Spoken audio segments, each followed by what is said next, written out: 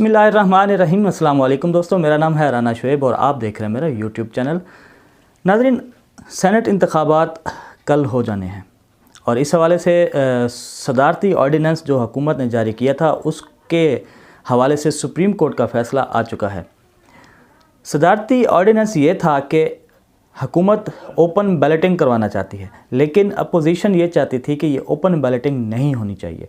तो ये case supreme court में गया। सुप्रीम कोर्ट ने इसकी समाअत की और राय ली इलेक्शन कमीशन से, हुकूमत से, अपोजिशन से। तो जो सदारती ऑर्डिनेंस था वो सुप्रीम कोर्ट के फ़ैसले से जो है जुड़ा हुआ था कि अगर सुप्रीम कोर्ट चाहेगी कि ये सदारती ऑर्डिनेंस ख़त्म हो जाए तो वो ख़त्म हो जाएगा। तो फ़ैसला आ चुका हुआ है और अपोजिशन जो है उसको ये कोशिश कर रही है समझाने की, दिखाने की कि ये उनके हक़ में फ़ैसला आया है। लेकिन फ़ैसला असल क्या आया है वो मैं आपको बताता हूँ कि हुकूमत का मौक़िफ़ ये था कि जिस तरह वज़ीर आज़म या वज़ीर आला को ओपन शो ऑफ हैंड के ज़रिए जो है वोट दिया जाता है, इसी तरह सेनेट इंतखाबात में होना चाहिए। लेकिन सुप्रीम कोर्ट का ये फ़ैसला है कि शो ऑफ हैंड नहीं होगा।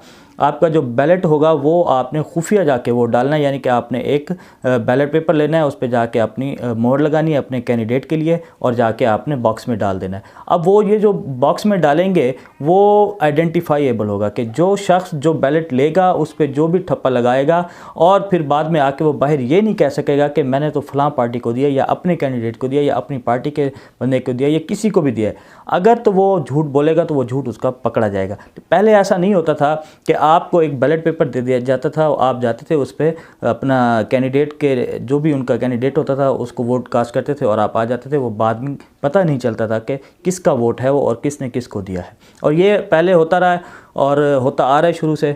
तो अब ये है कि ये कन्फ्यूजन ये अपोजिशन पैदा कर रही है कि अब सुप्रीम कोर्ट ने फ़ैसला उनके हक़ में दिया है। सुप्रीम कोर्ट ने आइन के मुताबिक फ़ैसला दिया कि आइन में ये कहा गया है कि खुफिया बैलेटिंग होगी। अब खुफिया बैलेट आइडेंटिफाइएबल होगा। पहले खुफिया बैलेटिंग जो थी वो आइडेंटिफाई नहीं हो सकता था। तो ये सिंपल सा फ़ैसला है और अपोजिशन जो है इसे कंफ्यूज कर रही है। तो इसमें कन्फ्यूजन क्रिएट की जा रही है कि सुप्रीम कोर्ट ने यह कहा है कि बैलेट जो है खुफिया डाले जाएंगे। तो खुफिया तो डाले जाएंगे, इंतखाबात खुफिया तो होंगे लेकिन आइडेंटिफाइएबल होंगे। तो इससे क्या होगा कि आप जो ख़रीदो फ़रोख्त करते हैं वो उसका रास्ता बंद हो जाएगा। फ़ैसला इलेक्शन कमीशन ने करना है कि वो आइडेंटिफाई किस तरह करेगा। ये आज का एक दिन है 2 तारीख को और 3 को ये इलेक्शन होने हैं। तो इलेक्शन कमीशन ने ये मैकेनिज़्म बनाना है कि वोट आइडेंटिफाई किस तरह होगा। ये तरीका भी हो सकता है कि बैलेट पेपर के ऊपर बारकोड लगा दें। एक जो है बारकोड वाला जो हाफ़ पेपर कुछ निशान जो है इलेक्शन कमीशन के पास रहे और एक बैलेट पेपर का हिस्सा जो है वो कास्ट हो जाए, उन दोनों पे सेम बारकोड लिखा हो और जिसको वो जारी किया जाए उसका आईडी कार्ड नंबर जो है दोनों साइड्स पर लिख लिया जाए, अंगूठे लगवा लिए जाएँ कि ये वाला जो बारकोड वाला जो है बैलेट पेपर वो फ़लाँ बंदे को जारी किया जा रहा है। तो उसका क्या है रिकॉर्ड बन जाएगा।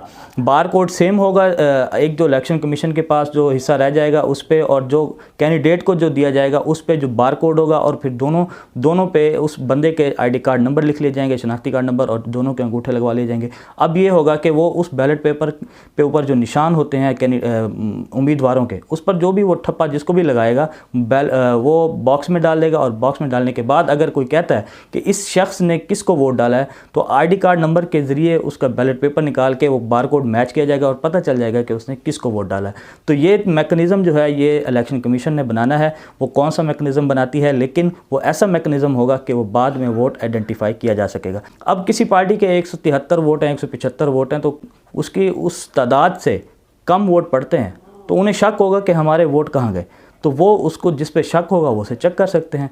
तो इसी तरह अगर किसी को ज़्यादा वोट पड़ेंगे तो शक पड़ जाएगा कि इनके तो कैंडिडेट और इनके जो वोट थे, क्योंकि MP MNG तो तादाद काउंट की हुई है ना हर पार्टी के, तो अगर उनकी तादाद से ज़्यादा उनको वोट पड़ेंगे तो शक पड़ जाएगा कि इनको जो वोट पड़े हैं वो ज़ाहिर सी बात है कोई ज़मीर जाग के तो नहीं होंगे ना, वो ख़रीदो फ़रोख्त हुई होगी, तो वो भी चेक किए जा सकेंगे।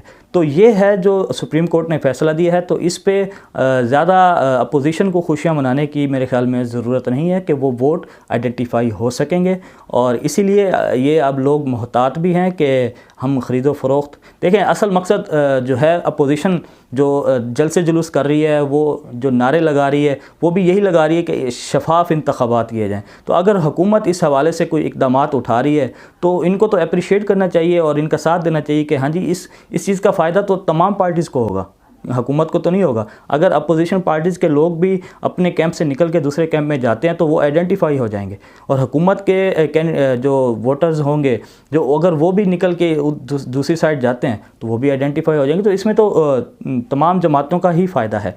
तो सुप्रीम कोर्ट ने इस तरह का फ़ैसला दिया है कि वोटिंग जो है at the time of voting वो खुफिया ही होगी, और लेकिन वो इस तरह की होगी कि बाद में वो आइडेंटिफाई हो जाएंगे। तो ये था सुप्रीम कोर्ट का फ़ैसला। तो अपोजिशन इसे जो है वो अपनी जीत बयान कर रही थी, लेकिन वो जीत जो है वो मेरे ख्याल में पाकिस्तान की है, और इलेक्शन कमीशन के लिए आसान कर दिया गया है और आवाम के लिए आसान कर दिया गया है कि वो, और मेरे ख्याल में इस तरह की वोटिंग जो है आगे आम इंतखाबात के लिए भी ये तरीक़ाकार अपनाया जाना चाहिए। अपोजिशन के हक़ में है फ़ैसला या हुकूमत के हक़ में, ये फिर आप ख़ुद फैसला कर लें। तो ये थी आज की वीडियो, और उम्मीद करता हूँ कि मेरी वीडियो आपको पसंद आई होगी। अगर अच्छी लगी तो इसे लाइक और शेयर करें और मेरे चैनल को सब्सक्राइब करें। अगली वीडियो तक के लिए इजाज़त दें। अल्लाह हाफ़िज़।